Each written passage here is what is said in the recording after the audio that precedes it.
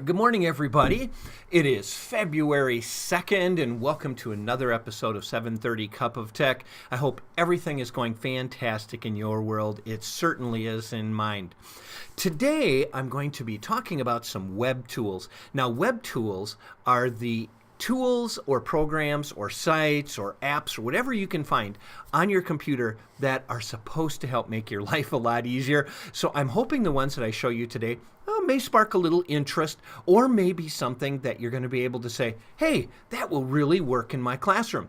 Now remember, during the broadcast, you can just get a hold of me right over there at 730cupofTech@gmail.com, or just call extension 6086, and I will be happy to answer any questions you may have. The last episode, I was busy the entire time, and I absolutely loved it, so please feel free to get hold of me. Web tools have had a long history on the internet. In fact, a lot of the internet was designed to have tools that would be available on them. And what you're able to find with the web tools are ways that you could engage your students in the classroom. Now, it can range all the way from online spreadsheet like we have in 365 or in Google, all the way down to games that you play in your classroom. Anything that you can find that would have the educational advantage in your classroom are the things that will really be able to help you out. So let me just show you a few of the web tools that I think may be of use to you in your classroom, and something you may actually find kind of handy. So, I certainly found some of these handy too, so I'm hoping you'll find them the same that I did. So let me switch over here so you can see my screen. The first tool that I'd like to talk about is called the Fishbone Diagram. Now, those of you who are language arts teachers, something like this may look really familiar to you. The one thing I get a real kick out of is this layer of cheese here. That's kind of an interesting look for cheese, but oh well. Anyway, all we have to do is you can have your students go over to this. All of these tools that I have I've embedded on a website. You can do the exact same thing and then just send your kids there, and then they can save them. They can work on them if you would like. But right up here under the title, this is just where you would put your essay title or whatever writing opportunity you're having that you'd have the kids outline to help them be just a little bit more organized. Notice all I'm doing is clicking on here. This is where you plan your, I've got to learn how to type here. This is where you learn or you start planning your introduction. So that's where you type for that. You go to this next layer right here, and this is where you would start planning your section 1 for whatever writing that you're doing. Down here on the interesting look of cheese, this is where you would put your section 2 information. Down on the hamburger patty down here would be section 3, and the bottom bun here would be where you would plan your conclusion. I hope you could see how something like this could be a real time saver, because it's having the students go through and plan what they're doing. Now, all of these tools that I'm showing to you right now are all available at classtools.net. So if you go there, you would be able to see these. Plus, there's more wonderful tools there. I'm just highlighting the ones that I think would be really advantageous. You can see down on the bottom, you can save it as a web page. You can also you can embed it into a blog or onto a web page. And you can even print it if you would like to, but that's with a premium service that you would have. So it's just something that your students would be able to use. Or don't forget, you could use your snipping tool, and then you could outline this and the students could save what they've been working on in the snipping tool. Another one of the tools that I'd like to point out is a countdown timer. I get asked surprisingly a lot of times about timers, and there are a wide variety of timers available for you.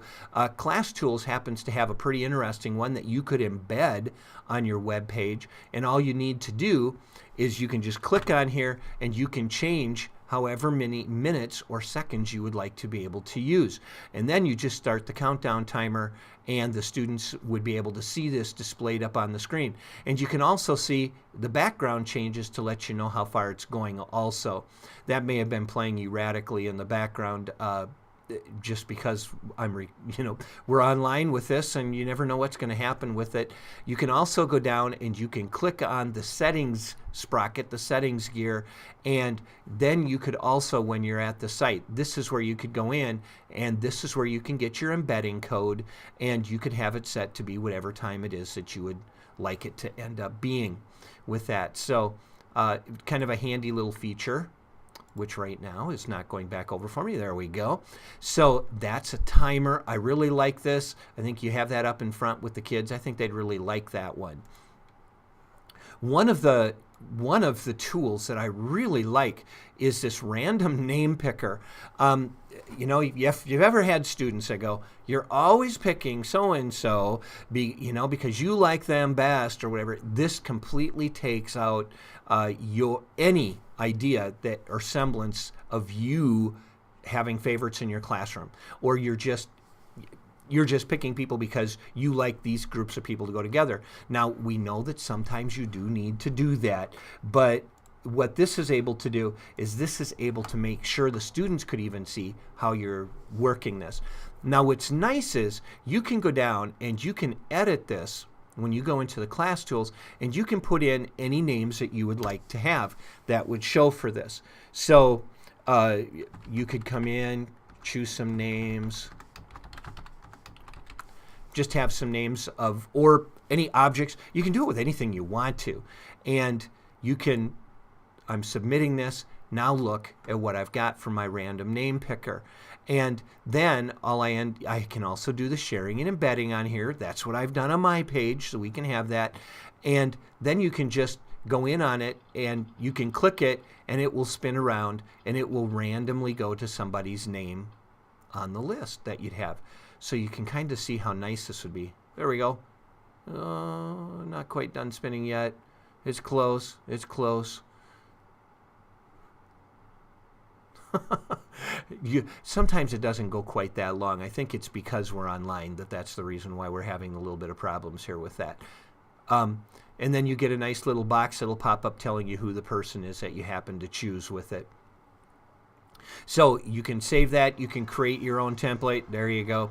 Bev. There's even trumpet blast in the background when you get that.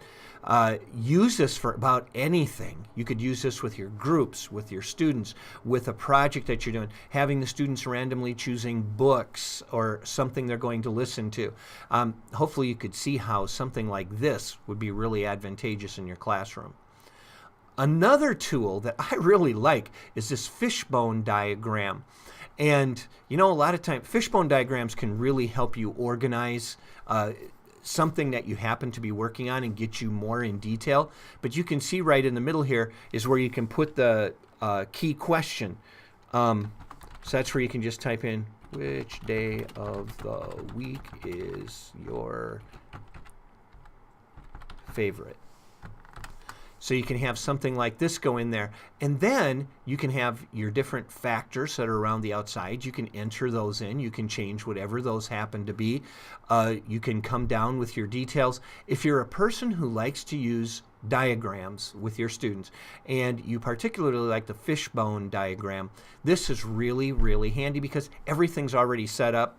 And it actually even kind of looks cool. I kind of like the fish head and the bones that happen to be outlined right here.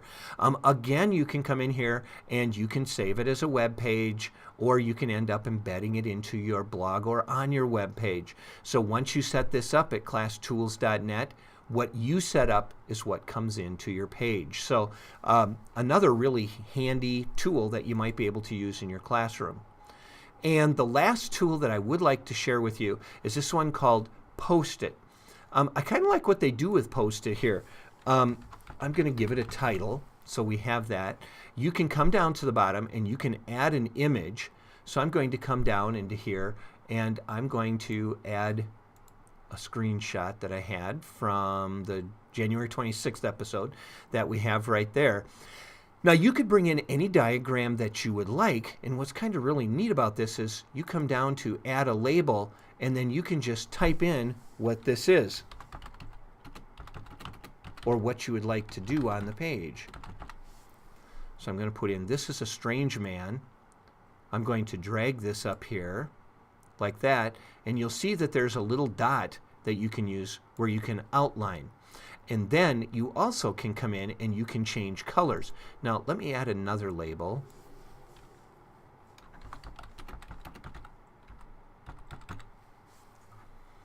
And I'm going to drag this over here.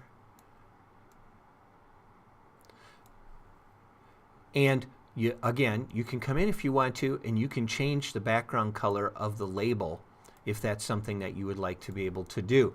It isn't fancy. It isn't anything that's going to win big awards or anything, but it may be a way for you to bring a diagram up on the board, to bring an illustration on the board, anything you would like, and then you could have the students come up and they would be able to add the labels to what you have on the board. So, I mean, think about what you could do with this for math or for science. Art teachers, something like this could be really big if you would have a famous painting or some type of a graphic you'd like to have the students point out concepts that you've been teaching in the classroom. Again, you can do the embedding, you can do the saving, all of these work that way. So, I mean, this is just really kind of a really neat idea. I like it. I think it would work out really well too.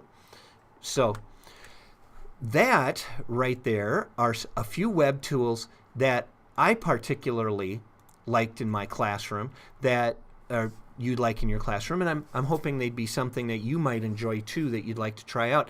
Again, there are more there at theclasstools.net, so don't be afraid to check them out.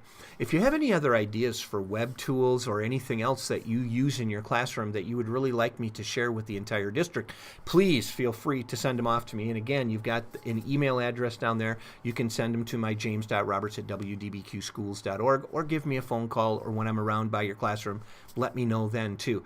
Anything that we can do to help make the whole rest of the district more efficient and better, and to have our students be more engaged in that classroom, would be awesome. I really appreciate you being here today. It's hard to believe we're into February already. That's just kind of amazing. And I hope that everything is going well for you, and you're surviving the winter. Even though it hasn't been a horrible winter, winter still can wear on you because you're trapped indoors so much, and I know it does with the students too.